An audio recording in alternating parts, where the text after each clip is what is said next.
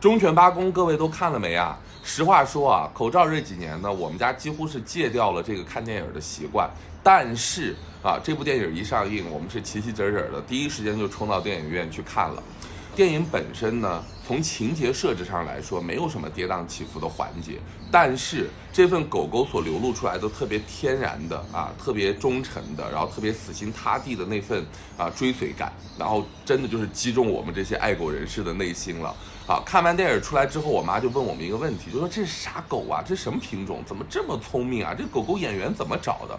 我跟我弟啊，我们俩异口同声，中华田园犬，还有一副那种浓浓的自豪感。其实今天录这期视频，我突然想问大家一个问题，就是如果说有机会的话，你们会选择去养一只土狗吗？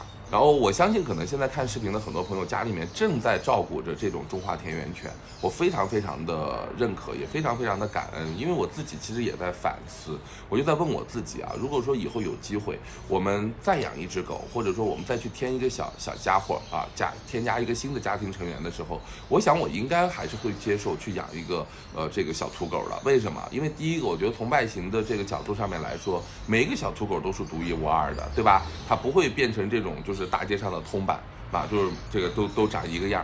然后还有呢，就是从共情的能力，从智商的角度来说的话，流浪狗真的很聪明，小土狗真的我跟你讲，学习能力超级强，而且特别特别的懂事儿啊。那如果说有这样的机会的话，你们各位会怎么做选择呢？你们会去养一只中华田园犬吗？